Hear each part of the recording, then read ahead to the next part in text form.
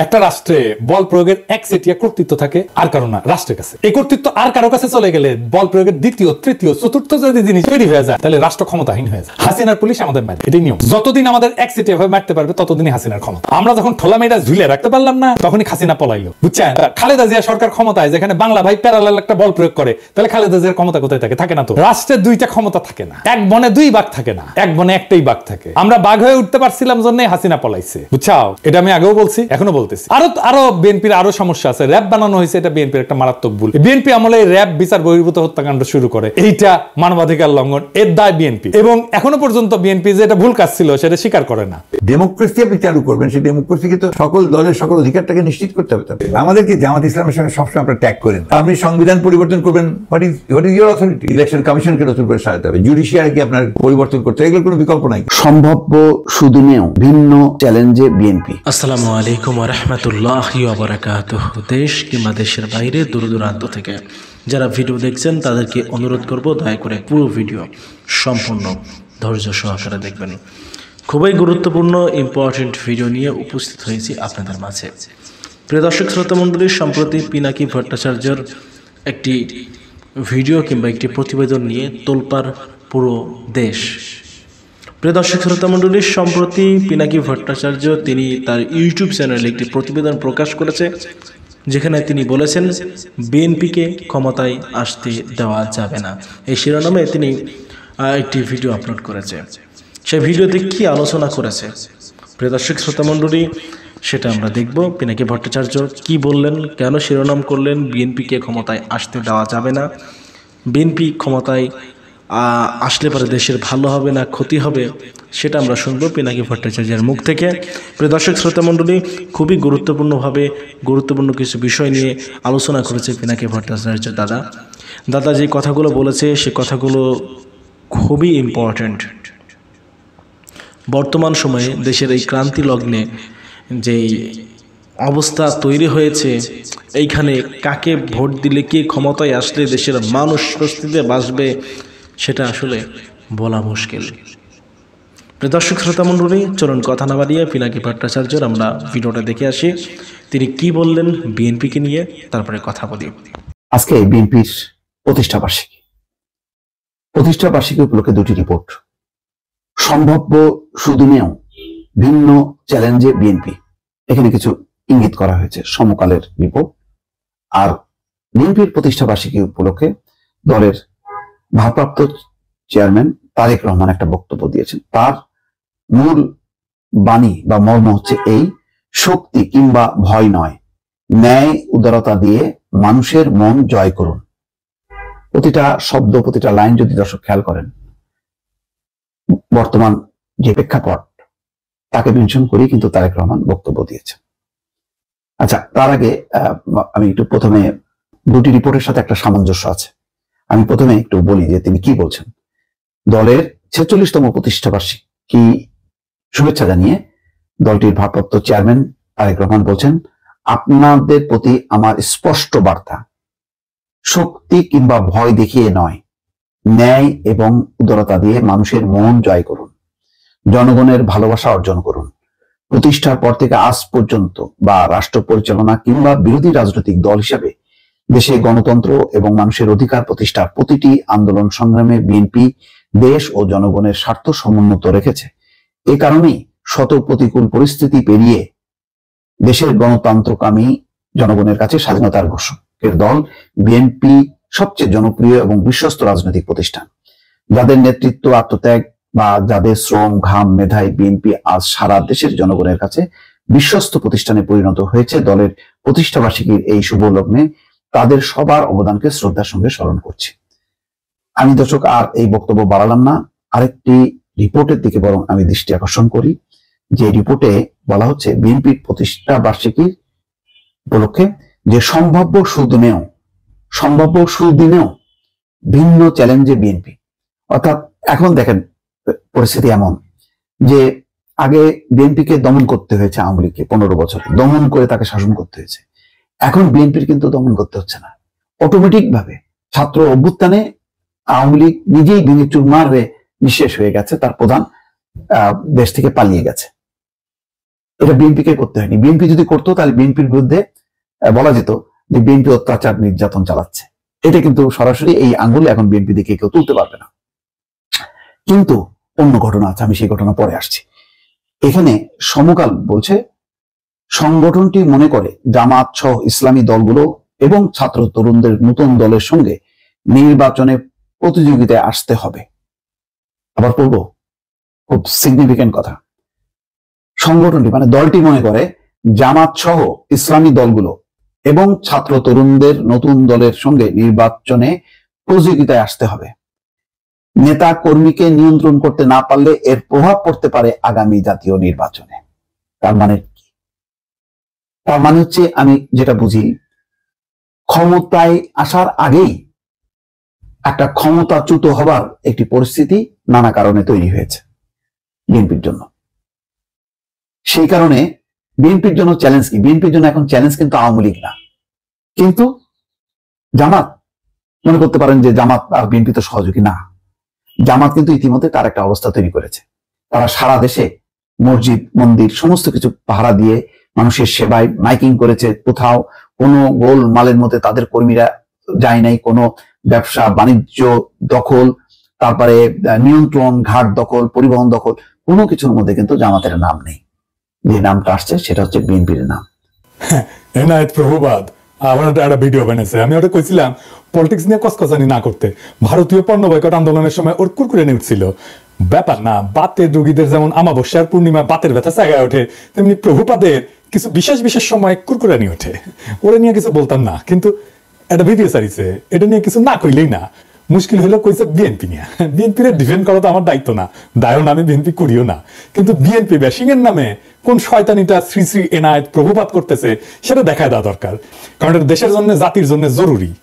আমি ওরে প্রভুপাত বলি কারণ ওই হইতেছে বিজেপির বুয়েট শাখার সভাপতি, বাংলাদেশে বিজেপির পলিসি পার্শ্বকরী। ঠিক যেভাবে ভারতীয় পণ্য বয়কটের সময় আমাদের পিছে লাগিয়েছিল, এখন বিএনপির পিছে লাগিয়েছে। তো এটা এখন বিএনপির পিছে লাগা হচ্ছে এখন বিজেপির পলিসি। মানে বিজেপি এখন জানে যে আওয়ামী লীগ আর তো আসবে না, কিন্তু বিএনপি যেন না আসে ক্ষমতা, এটাই হইতেছে বিজেপির পলিসি। ও যেটা বলতে চাচ্ছে সেটা হচ্ছে আওয়ামী লীগ খারাপ, অবশ্যই ঠিক আছে, বিএনপি একই রকম খারাপ। বিএনপি একই রকম খারাপ একটা দল, এই বিএনপিকে ক্ষমতা আসতে দেওয়া যাবে না, ফেয়ার এনাফ। তো প্রভুবাদ আওয়ামী লীগের আমলে আওয়ামী লীগের শাসন নিয়ে কি কথা কবে পারছিল আপনারাই বলেন? তখন কিন্তু গোয়ার ঘুষ শুকায় গুটা হয়ে গেছিল, সেই সাহস হয় নাই। এখন ওর পৌরুষ জেগে উঠছে, বিপ্লবী হয়েছে, এখন এসেছে বিপ্লবী সাজিতে। ওই সময় কি কি করেছিল আসেন দেখি।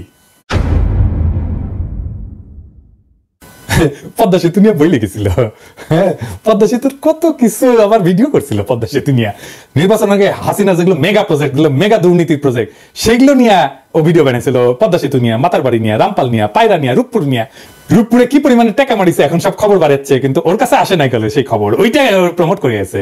ইন্ডিয়া আউটের সময় ও ইন্ডিয়া আউটের পিছে লাগিয়েছিল, কইছিল মনে আছে না? এটা চাওয়ার দেখেন বাংলাদেশের মানুষ নাকি পেঁয়াজ খেয়ে নেশা করে। শুনেন, বাংলাদেশের মানুষ দুইটা জিনিস দিয়ে নেশা করে, একটা হচ্ছে সয়াবিন তেল আর একটা হচ্ছে পেঁয়াজ। আবার দেখেন নসরুল হামিদের ওটি যে ভিডিও বানায় প্রশংসা করে, হ্যাঁ। আবার ইসরায়েলি পণ্য বয়কটের সময় স্টারবাকসের মগ নিয়ে ওই উপহাস, দুইটা মগ, দুই হাতে দুইটা মগ নিয়ে উপহাস করছিল বয়কটকারীদের। আজ এডিটর সাহেব দেখান তো 5 আগস্টের আগের ভিডিওগুলো দেখান, এখানে টাইটেল গুলা, আর পরের ভিডিওগুলোর টাইটেল গুলো এটি দেখান। দেখেছেন হ্যাঁ, বিপ্লবী পৌরুষ জায়গায় উঠেছে, বিপ্লবী হয়ে উঠেছে। আগে ছিল ধ্বজভঙ্গ, তারপরে 5 আগস্টের পরে ওর পৌরুষ জায়গায় উঠেছে। তা আসেন ভিডিওর শুরুতে কি কইছে সেটা দেখি। 5 আগস্ট বিকাল থেকে বিএনপির বিভিন্ন লেভেল থেকে এই দাবি আসতে থাকে যে আগামী 3 মাসের মধ্যে আপনাকে নির্বাচন দিতে হবে। তো ও বিএনপিটা দোষ দিতেছে, বিএনপি কেন বাংলাদেশের বর্তমান অন্তর্বর্তীকালীন সরকারের কাছে নির্বাচন চাইছে? তো একটা গণতান্ত্রিক দল তো নিজের দেশের সরকারের কাছে সুষ্ঠু নির্বাচন চাইবে না? বিএনপি তো হাসিনার কাছে চাইছে নির্বাচন নাকি? তো এনাদের ওই যে বাবার দেশ ভারতের কাছে যে ওর নেতা সজীব ওয়াজেদ জয় 90 দিনের মধ্যে বাংলাদেশে নির্বাচন করায় দেওয়ার দাবি করলো, সেটা এনাদের ভালো লাগছে না? হ্যাঁ দেখেছেন? আসে নাকি একে অন্য অভিযোগ গুলা দেখি। ওই করছে যে মার্কিন দূতাবাসের সূত্র নাকি দাবি করেছে যে তারেক রহমান বিভিন্ন কনস্ট্রাকশন কোম্পানি আর প্রতিষ্ঠানের কাছে চাঁদা চাইছিল। শুনেন, মার্কিন দূতাবাসেরই আরেকটা সূত্র বলতেছে তারেক রহমান কোটি কোটি ডলারের অবৈধ সম্পদ সংগ্রহ করছেন। ঢাকায় আগে একজন মার্কিন রাষ্ট্রদূত ছিলেন যার নাম জেমস এফ মরিয়ার্টি। তিনি বলতেছেন তারেক রহমান শুধুমাত্র যে মোনেম কনস্ট্রাকশনের মতন একটা লোকাল কোম্পানির কাছ থেকে ঘুষ খাইছেন এমন না, ওই কি মোনেম কনস্ট্রাকশন তারেক রহমানকে 4.5 লক্ষ মার্কিন ডলার ঘুষ দিছিল। আসল কাহিনী হচ্ছে মার্কিন দূতাবাস এরকম কোনো দাবি করে নাই। মার্কিন দূতাবাস তাদের কেবল মানে যে সমস্ত কমিউনিকেশন পাঠায় আর কি, তার দেশে কোথায় কি আপডেট হচ্ছে এইগুলা লিখা পাঠায় এবং বিভিন্ন বিষয়ে ওয়াশিংটনের মতামত চায়। এরকম একটা কেবল যেটা পাঠানো হয়েছে 2008 সালের নভেম্বরে, সেখানে তারা লিখছিল যে বাংলাদেশের দুর্নীতি দমন কমিশন তারেক রহমানের বিরুদ্ধে বিভিন্ন অভিযোগ আনছে, যার মধ্যে আছে অমুক কনস্ট্রাকশন ফার্ম থেকে চাঁদা দাবি, তমুক প্রতিষ্ঠান থেকে চাঁদা দাবির অভিযোগ। এটা রিপোর্টিং, এইটা মার্কিন দূতাবাসের কোনো অভিযোগ না। একটা দাবিও কিন্তু মার্কিন দূতাবাস বা তাদের কোনো সূত্র করতেছে না। এই অভিযোগ আনছে মইনুল আহমেদের সরকারের দুর্নীতি দমন কমিশন, যারা তখন -2 ফর্মুলা বাস্তবায়নে ব্যস্ত, আর আমেরিকা দূতাবাস সেই মামলাগুলোর বর্ণনা করতেছে, আর কিছু না। কিন্তু এই মামলাগুলো কিভাবে হয়েছে সেটা একটা বর্ণনা কিন্তু আছে মহিউদ্দিন আহমেদের বই 11-তে। এই মামলাগুলো হয়েছিল সরাসরি মইনুল আহমেদের নির্দেশে, যদিও তখনকার এনবিআর বা দুদক কেউই তারেক রহমানের বিরুদ্ধে কিছুই পায় নাই। বইয়ের 274 পৃষ্ঠাতে মহিউদ্দিন আহমেদ যখন তৎকালীন এনবিআর এর শীর্ষ কর্মকর্তাকে তারেক রহমানের মামলাগুলোর ব্যাপারে জিজ্ঞেস করছে, উনি উত্তর দিচ্ছেন, কি বলতেছেন, তাদের বিরুদ্ধে তো কোনো মেজর কেস পাওয়া যায়নি, যেমন তারেকের তো কোনো কিছু প্রমাণিত হয় নাই, তার তো কিছু পাই নাই বলতে গেলে, দেখেছেন। এবং এই 11 বইতে খুব বিস্তারিত ভাবে লেখা আছে কিভাবে মইনুল আহমেদ বাধ্য করছিল এই সমস্ত মামলা দিতে। এবং আমরা সবাই জানি যে কিভাবে তখন ব্যবসায়ীদের তুলে নিয়ে বিভিন্ন রাজনীতিবিদদের বিরুদ্ধে মামলা করতে বাধ্য করা হইতো। সেই মামলাগুলো সূত্র ধরে এই প্রভুপাদ ভিডিও বানায় ফেলছে যে তারেক রহমান চাঁদাবাজি করছে, দেখেছেন। মানে একটা মানুষের তো ইন্টেলেকচুয়াল একটা অনেস্টি থাকবে। উনাকে আবার ছাত্র পড়ায় বুয়েটে, ছাত্র কি শিখবে ওর কাছ থেকে? ছাত্র সাবজেক্ট কি শিখবে জানি না, কিন্তু নৈতিকতা তো শিখবে না ওর কাছ থেকে। এখন প্রশ্ন হইতেছে যে মামলাগুলো হইলো গত 17 বছর এই চাঁদাবাজি মামলার অগ্রগতি কি? ঘোড়ার ডিম, শূন্য।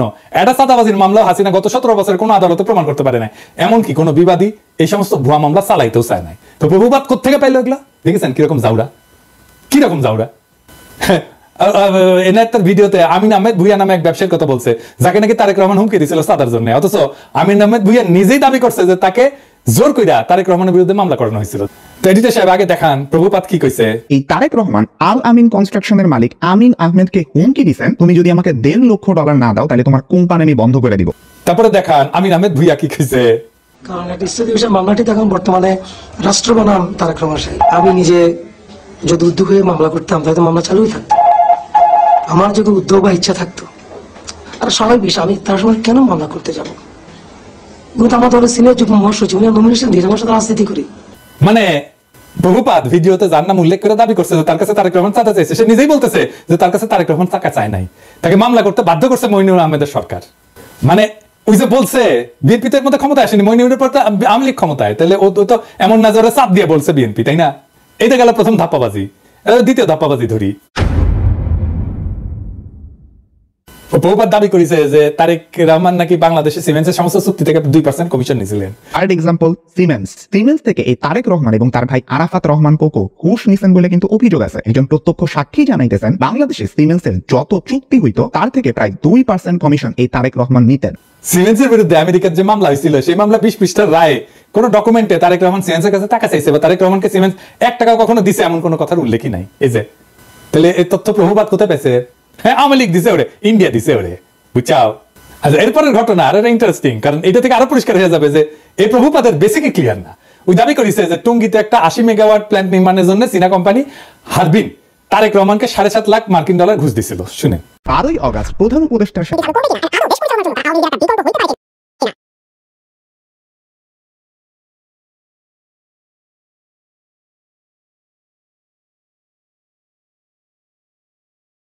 আসল কথা হচ্ছে হারবিন একটা টেন্ডার প্রক্রিয়াতে সর্বনিম্ন বিডার হিসেবে 2002 সালে মনোনীত হয়েছিল। এই দরপত্র নিয়ে কোনো মামলা হয়নি কখনোই, তাই হারবিনকে কাজ দিতে তারেক রহমান ঘুষ দিছিল দাবি ভুয়া, কারণ যার টেন্ডার সর্বনিম্ন হয় সে তো এমনি কাজ পাবে। মামলাটা আসলে কি ছিল? মামলাটা ছিল হারবিন এবং তাদের বাংলাদেশের পার্টনার নির্মাণ কনস্ট্রাকশনের টঙ্গীর বেসিক শিল্পনগরীতে যে পাওয়ার প্ল্যান্ট বানানোর কাজ পায় সেটার ওয়ার্ক অর্ডার নিয়ে খাদিজা বেগম গিয়াসউদ্দিন আল মামুনকে দিয়ে পাওয়ার প্ল্যান্টের ওয়ার্ক অর্ডারটা তাড়াতাড়ি বের করে আনে। তো এটা কনসালটেন্সি ফি হিসাবে কিছু টাকা দিছিল বলে খাদিজা বেগম নিজে দাবি করছে আদালতে। খাদিজা বেগম পুরো মামলা কোথাও বলেন নাই যে এই টাকা তারেক রহমান খাদিজা বেগমের কাছে চাইছে বা দিতে বাধ্য করছে। তাই 2013 সালে এই মামলায় তারেক রহমানের নাম ছিল, কিন্তু তারেক রহমানকে খালাস দেয় আদালত। মানে হাসিনার আমলে তারেক রহমান আদালত থেকে খালাস পায়, হাসিনার আমলে। কিন্তু যে বিচারক খালাস দেয় সে আবার খালাসের রায় দিয়ে দেশে থাকতে পারে নাই, তারা এসকে সিনহার মতো দেশ ছাড়া করে বাধ্য করা। উনি মানে ফিনল্যান্ডে আছেন। এরপর প্রভুপাত দাবি করেছে যে তারেক রহমান নাকি বসুন্ধরা গ্রুপের কাছ থেকে 21 কোটি টাকা নিয়েছিল একটা মামলার বিচার প্রভাবিত করতে। বসুন্ধরা গ্রুপের মালিকের একজন ছেলে আছে, নাম হচ্ছে শাফিয়াত সোবহান স্থানভীর। এ কিন্তু আনভীরেরই ভাই। আর বিরুদ্ধেও একটা খুনের মামলার বিচার প্রভাবিত করতেও তারেক রহমান 21 কোটি টাকা নিয়েছিলেন বলে অভিযোগ আছে। এই গল্পটা তখন ডিজিএফআই বানায় পেপারগুলোকে খাওয়াইছিল, যেটা 2016 সালে ডেইলি স্টারে মাহফুজ আনাম নিজেই স্বীকার করছে। সে বলছে ডিজিএফআই বানানো গল্প ছাপানোতে তার ব্যাড এডিটোরিয়াল জাজমেন্ট ছিল। ভুয়া গল্পটা হাসিনার ইন্ডিয়ার দালাল এনায়েত আজকে ওই জেনজিদের খাওয়াইতে আসছে, কোন ধরনের রিসার্চ না কইরাই। কিরকম জাউরা দেখেন। আকবর সোবহান সাহেবের ছেলেকে বাঁচানোর জন্য তারেক জিয়া এত কোটি টাকা দিচ্ছে, একদম ফিগারটা সব উল্লেখ ছিল, 50 কোটি টাকা দিচ্ছে। এটা খুব সুন্দর। তুমি প্রথমে তোমাকে বলতে হবে ডেইলি স্টারে ছাপা হয় না, শুধু প্রত্যেকটা আপনারা লিক করেছিলেন। না প্রত্যেকটা, আই ডোন্ট রিমেম্বার দ্যাট। না আমার মনে আছে, না এই প্রত্যেকটা কাগজে ওটা ছেপেছে। আমি মনে করি যে আমার সাংবাদিকতার সময়ে ওই সময়ে ডিজিএফআই এর দেওয়া নিউজ আনসাবস্টেন্টিয়েটেড, আমি যেটা ইন্ডিপেন্ডেন্টলি প্রমাণ করতে পারি নাই, ওটা আমি লিখেছি, ইন্ডিপেন্ডেন্টলি ভেরিফাই করতে পারছি না। কিন্তু তুমি যদি আমাকে জিজ্ঞেস করো আমার সাংবাদিক জীবনে, এডিটরের জীবনে, ওটা হচ্ছে একটা বিরাট ভুল। আমি ভুল করেছি। ওই সময় ডিজিএফআই এর দেওয়া নিউজ আমার ছাপানো উচিত হয়নি। ইট ওয়াজ এ ব্যাড এডিটোরিয়াল জাজমেন্ট। আমি অপকটে স্বীকার করি। কিন্তু ঘটনা হচ্ছে যে যতগুলো দুর্নীতির অভিযোগ আনছে তারেক রহমানের বিরুদ্ধে সবগুলো 111 সরকার, এবং 111 তো আপনারা জানেন এটা ইন্ডিয়ার সরকার ছিল, তাই না? এই 111 সরকার ইন্ডিয়া হাতে বাংলাদেশকে তুলে দেয়। এই যে ওই সময় 111 ডিজিএফআই মানে যারা আসলে ইন্ডিয়ার বানানো জিনিস, বানানো তরকারি খাওয়াইছিল, সেই জিনিসটা খাওয়াইতেছে প্রভুপাদ আইসকা জেনজিদের। এবার আসেন খাম্বা নিয়ে মিথ্যাচারের আলাপটা করি। ওই 111 সরকারের সময় খাম্বা দুর্নীতি সহ বিদ্যুৎ খাতের দুর্নীতি তদন্তে ওরিব ইউনিভার্সিটি বুয়েটের সাবেক ভিসি আব্দুল মতিন পাটোয়ারির নেতৃত্বে একটা তদন্ত কমিটি তৈরি করা হয়েছিল। সেই রিপোর্টটা পর্যন্ত এখনো প্রকাশ হয়নি। খোঁজ নিয়ে জানা যায় যে এই সময় 100 কোটি টাকা মূল্যের খুঁটি সংগ্রহ করছে এরকম 4টা প্রতিষ্ঠান ছিল। এর মধ্যে 3টাই ছিল আওয়ামী লীগ সমর্থিত ঠিকাদারি প্রতিষ্ঠান। এই 5 বছরে আরইবির মোট খুঁটির বেশিরভাগ সরবরাহ করে আওয়ামী লীগ সরকারের সমর্থক ব্যবসায়ী কাজী শাহাদ আহমেদের মালিকানাধীন জেনকম গ্রুপের 5টা প্রতিষ্ঠান। এই গ্রুপ একাই 511 কোটি 30 লাখ টাকার কাজ পায়। এছাড়া আওয়ামী লীগ সরকারের সময় আরইবির খুঁটির পুরাটাই যোগান দেয় প্রতিষ্ঠান। 2002 থেকে 2003 সাল বিএনপি সমর্থিত ঠিকাদারদের ছোট ছোট আরো কয়েকটা প্রতিষ্ঠান কাজ পেলেও 100 কোটি টাকার মতো কাজ করছে গিয়াসউদ্দিন আল মামুনের মালিকানাধীন খাম্বা গ্রুপের 2টা প্রতিষ্ঠান। তবে জোট সরকারের 5 বছরে প্রথম 1 বছর এই প্রতিষ্ঠান কিন্তু কোনো কাজ পায়নি। জোট সরকারের 5 বছরে আরইবির লাইন অধিগ্রহণের আওতায় মোট 879 কোটি 31 লাখ 22 হাজার টাকার কংক্রিট খুঁটি কেনা হয়। এর মধ্যে জেমকন গ্রুপের 5টা প্রতিষ্ঠান খুঁটি সরবরাহ করে 511 কোটি 30 লাখ টাকার, কনফিডেন্স গ্রুপ সরবরাহ করে 119 কোটি 79 লাখ টাকার খুঁটি, খাম্বা গ্রুপের 2টা প্রতিষ্ঠান সরবরাহ করে 102 কোটি 10 লাখ টাকার খুঁটি। এবার এই যে পাশে লেখেন তো, কন্টেক্ট গ্রুপ সরবরাহ করে 85 কোটি 4 লাখ টাকার। এছাড়া টেস্কো পাওয়ার লিমিটেড 24 কোটি, রয়্যাল গ্রিন 13 কোটি, লুমেক রুম্বার 20 কোটি, এবং অন্য একটা প্রতিষ্ঠান নাম ভুলে গেছি 25 লাখ টাকার একটা খুঁটি সরবরাহ করে। 2003-4 সালে আরইবির মোট খাম্বা কেনে 214 কোটি টাকার, এর মধ্যে জেমকন 107 কোটি, মানে অর্ধেকেরই। খাম্বা 41 কোটি, কনফিডেন্স 31 কোটি, কন্টেক্ট 26 কোটি, টেস্কো পাওয়ার 20 কোটি, রয়্যাল গ্রিন 5 কোটি টাকার কাজ পায়। 2004-5 সালে আরইবির মোট খুঁটি কেনে 194 কোটি টাকা, এর মধ্যে জেমকন 87 কোটি টাকা, খাম্বা মাত্র 29 কোটি, কনফিডেন্স 27 কোটি, কন্টেক্ট 21 কোটি, রয়্যাল গ্রিন 5 কোটি টাকা, অন্য একটা কোম্পানি 2 কোটি টাকার কাজ পায়। 2005-6 সালে 127 কোটি টাকা কাজের মধ্যে জেমকন 68 কোটি, খাম্বা 25 কোটি, কনফিডেন্স 25 কোটি, কন্টেক্ট 11 কোটি, রয়্যাল গ্রিন 2 কোটি টাকার কাজ পায়। তাহলে দেখা যাচ্ছে খাম্বার সাথে দুর্নীতিতে ওতপ্রোতভাবে জড়িত ছিল আওয়ামীপন্থী ব্যবসায়ী কাজী শাহাদের জেমকন, তাই না? হিসাবটা কি বলে? হিসাব তো পাক্কা হিসাব, আপনি নিয়ে আসতে পারেন, এখনো নিয়ে আসতে পারেন, এইসব তো সরকারের কাছেই আছে। তো খাম্বা কি প্রভুপাত তো পাশাই ঢুকেছে? হ্যাঁ, খাম্বা বেচলো আওয়ামী লীগ আর প্রভুপাতের পশ্চাতে ঢুকলো বিএনপির খাম্বা। এবার আসেন জিয়া অরফানেজ ট্রাস্ট নিয়ে কথা কই। 6 number example, Zia orphanage trust fund আছে যেখানে এতিমদের জন্য টাকা আসে। ওই ফান্ডের অ্যাকাউন্ট থেকেও 2 কোটি টাকা হাতে আনেন এই তারেক রহমান। উনি তার নিজ শহর বগুড়াতে একটা জমি কেনার জন্য এই ট্রাস্টের তহবিলের টাকা ইউজ করে। ওই দাবি করেছে যে জিয়া অরফানেজ ট্রাস্ট ফান্ডের অ্যাকাউন্ট থেকে 2 কোটি টাকা হাতায় নিয়ে তারেক রহমান বগুড়া একটা জমি কিনছিল।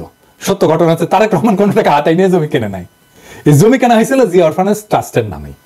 দেখেন, যেটাই মামলার রায় বলা আছে, তারেক রহমান অরফানেজ ট্রাস্টের টাকায় নিজের নামে কোনো জমি কেনে নাই। এটা হাসিনার আদালতও বলে নাই, কোনোদিন দাবিও করে নাই, কিন্তু হাসিনা আর ইন্ডিয়ার দালাল এনায়েত প্রভুপাত দাবি করেছে।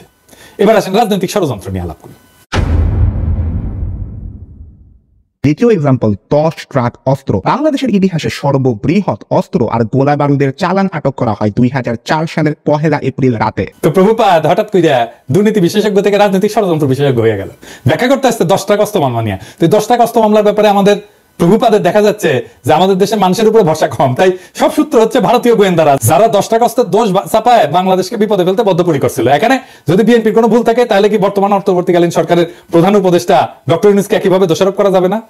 উনিও তো ভারতের টিভি মিডিয়া এনডিটিভির সাথে সাক্ষাৎকারে বলছেন বাংলাদেশকে ভারত অস্থিতিশীল করতে চাইলে ভারতের 7 সিস্টার অক্ষত থাকবে না, বলছে না? তাইলে ভারতকে চাপে রাখার ব্যাপারে পররাষ্ট্রনীতি কি বিএনপির ভুল ছিল? এই নীতির কারণে বিএনপির ভোট পেতে বাধা থাকবে কেন? আবার নিজেই বলছে যে বিএনপি ক্ষমতা আঁকড়ে ধরে রাখতে চায়নি, সেটা কি প্রমাণ করে না যে বিএনপি গণতন্ত্র চাইছে বারবার? আমরা এই প্রসঙ্গে পরে আসবো। এরপর সে ব্যাখ্যা করতে গেল 21 আগস্টে গ্রেনেড হামলা।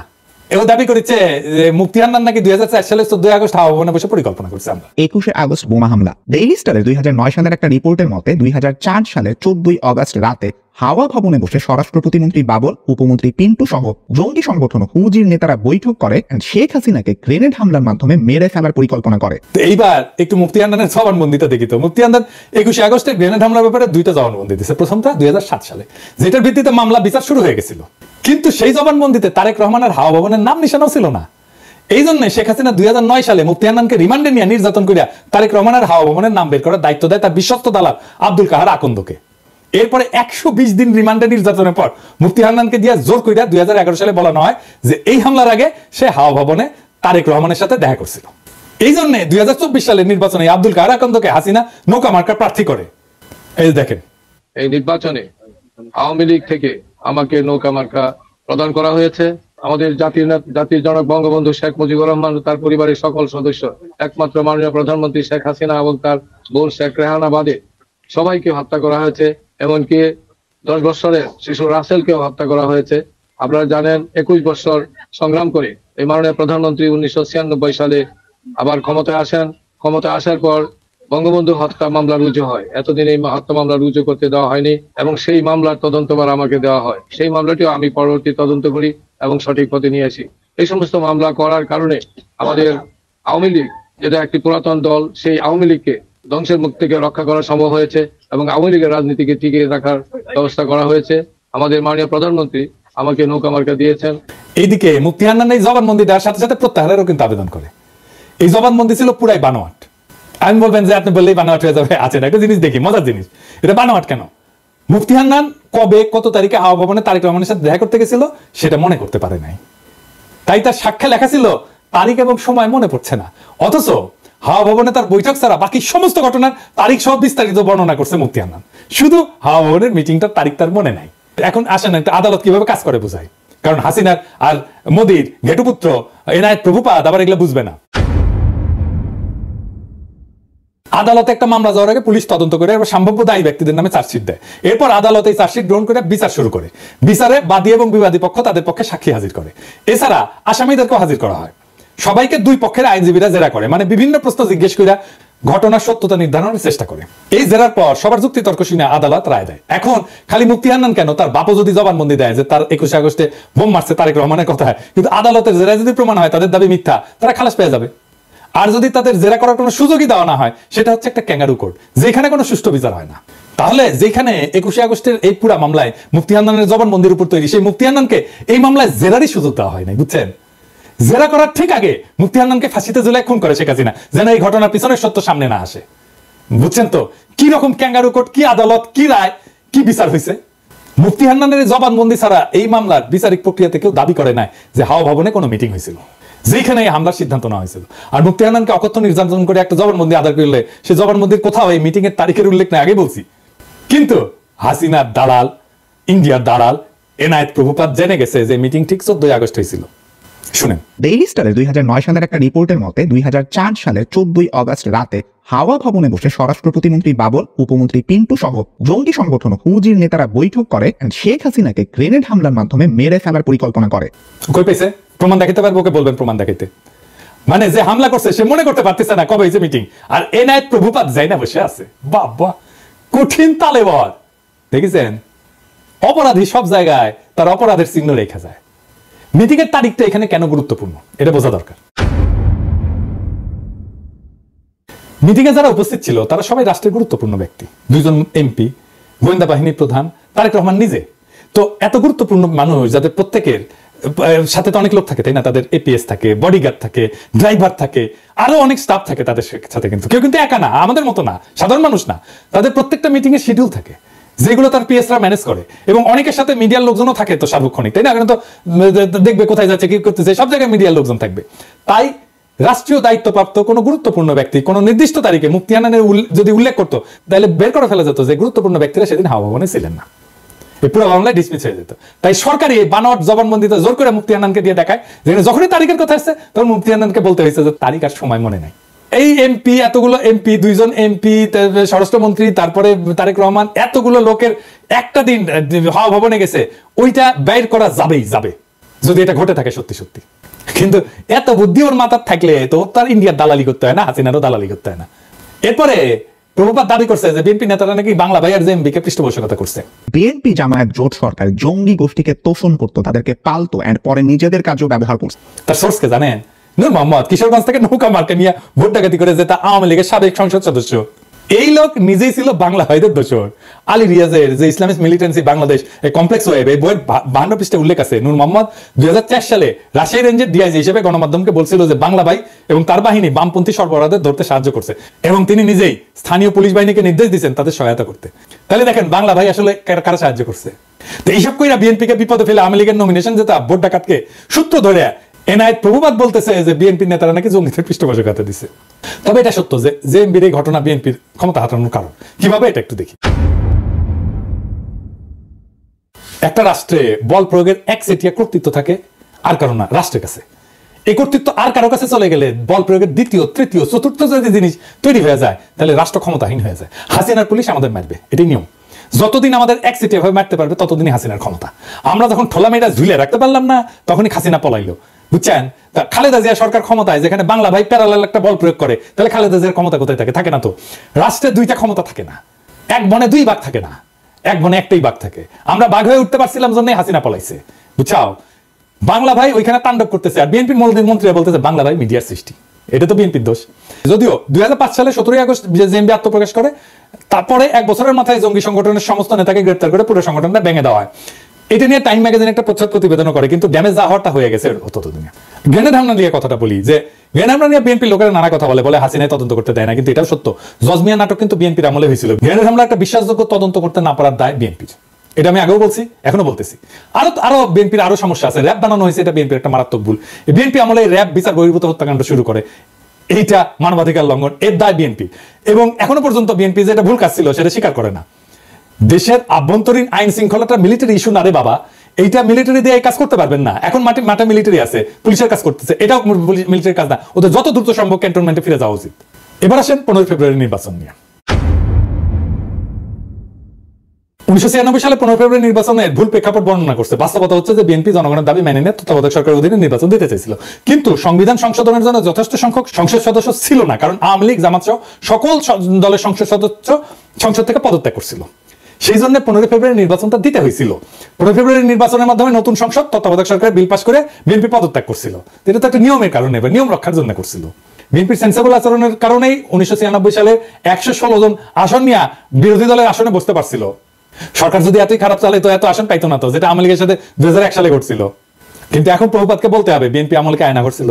কোন আন্দোলনে 2 সপ্তাহে 1000 মানুষ মারা গেছে, হেলিকপ্টার থেকে গুলি করা হয়েছে, স্নাইপার দিয়ে গুলি করা হয়েছে, সরাসরি বুকে গুলি করা হয়েছে, মাথায় গুলি করা হয়েছে স্নাইপার দিয়ে। বাংলাদেশকে ভারতের উপনিবেশ বানানো হয়েছে বিএনপির আমলে। বাংলাদেশের রাজনীতিতে ভারত হস্তক্ষেপ করছে, পরপর 3 টার্মে ভোট দেওয়া বন্ধ করে দিছে, লক্ষ কোটি টাকা পাচার হয়েছে, একটা গুমের ঘটনা ঘটছে, লাখ লাখ লোককে দেশান্তরী হইতেছে আমার মতো, নাকি বিপ্লব হয়েছে এরকম বিএনপি সরকারকে উৎখাতের জন্য। বিএনপি সরকারের বিরুদ্ধে কথা বলার জন্য পিটায় মারা হয়েছে কখনো? আওয়ামী লীগ ফ্যাসিবাদ কায়েম করছে, বিএনপি কখনো ফ্যাসিবাদ কায়েম করছে? বিএনপি 57 জন সেনা অফিসারকে মারছে বিদ্রোহের নামে। বিএনপি রাতের আধারে আলেমদের মাইরা লাশ গুম করছে। বিএনপি আমলে দুর্ভিক্ষ হয়েছে, এরপরে বলে বিএনপি আওয়ামী লীগ এক। স্বাধীনতার পর আওয়ামী লীগ 25 বছর শাসন করছে, বিএনপি করছে 15 বছরের মতো। আওয়ামী লীগ মাত্র একবার শান্তিপূর্ণভাবে ক্ষমতা হস্তান্তর করছে, 2 বার তাকে নির্বাচন দিয়ে হটানো যায় না, রক্তাক্ত বিপ্লব করে হটাইতে হয়েছে। হ্যাঁ, সালের আমি জাউরা সিল দেই নাই না, হ্যাঁ দেন এডিটরশিপ দেন, জাউরা সিল দিয়ে দেন, 2 বার দেন, 3 বার দেন। 111 একটা পলিসি ছিল -2, মানে হাসিনা খালেদা দুইটাই বাদ, কিন্তু আসলে ওইটা -1, মানে Hasina in Khaleda out. BNP জামাতকে ক্ষমতায় আসতে দেওয়া যাবে না, এটা ইন্ডিয়ান লাইন, এটা বিজেপি কংগ্রেস সবার লাইন। কারণ বিএনপি জামাত ক্ষমতায় থাকলে ইন্ডিয়ার বাংলাদেশে ভাত নাই। ভারতীয় পণ্য বয়কটে ভারতকে বাঁচাইতে আসছিল প্রভুপাত, এখন আওয়ামী লীগের পতনে ইন্ডিয়াকে বাঁচাইতে আসছে প্রভুপাত, কারণ ইন্ডিয়া জানে যে আওয়ামী লীগের জিন্দগিতে ক্ষমতায় আসতে পারবে না। বাংলাদেশে ইন্ডিয়ার অনেক সফট অ্যাসেট আছে, এই প্রভুপাত তার মধ্যে একটা, ইন্ডিয়ার সফট অ্যাসেট। এরকম সম্মানিত বন্ধুগণ, দর্শক শ্রোতা মণ্ডলী, আপনারা দেখতে পারলেন ব্যক্তিগত মতামত, অপিনিয়ন অবশ্যই কমেন্ট করবেন। আপনারা কি বলতে চান, আপনারা কি বলবেন, আপনাদের অপিনিয়নটা কি? পিনাকি ভট্টাচার্য বিএনপিকে নিয়ে যে বক্তব্য দিলেন, যে কথা বললেন, বিএনপির ক্ষমতায় আসাকে কেন্দ্র করে তিনি যে অপিনিয়ন জানালেন তার, সেটা নিয়ে আপনাদের কি বক্তব্য? সম্মানিত বন্ধুগণ, আপনারা আপনাদের অপিনিয়ন জানাবেন অবশ্যই অবশ্যই। আপনারা কি বলতে চান? পিনাকি ভট্টাচার্য এই স্বৈরাচারী শাসনতন্ত্রের পতনের অন্যতম একজন ব্যক্তি। শেখ হাসিনার বিরুদ্ধে প্রতিনিয়ত লড়াই করে গেছে, আপ্রাণ চেষ্টা করেছে এই স্বৈর শাসকের পতনের জন্য পিনাকি ভট্টাচার্য। তিনি চেষ্টা করেছে মানুষকে একত্রিত করার। বয়কট ইন্ডিয়া প্রোডাক্ট, এই ক্যাম্পেইনটা চালু করেছিল তিনি এবং সেটা সফল হয়েছিল। পিনাকি ভট্টাচার্য এমন একজন ব্যক্তি যার কথা মানুষ বিশ্বাস করে, যার কথা মানুষ মনোযোগ সহকারে শোনে এবং গ্রহণ করে। প্রিয় দর্শক শ্রোতা মণ্ডলী, আপনারা জানাবেন আপনাদের মতামত। এই মুহূর্তে আপনারা কাকে দেখতে চান ক্ষমতায় যদি নির্বাচন দেওয়া হয়? প্রিয় দর্শক শ্রোতা মণ্ডলী, আমরা চাই এমন একটা দল আসুক ক্ষমতায় যারা নিজের জন্য নয়, দেশের জন্য, দেশের মানুষের জন্য রাজনীতি করবে। ভালো থাকবেন, আল্লাহ হাফেজ।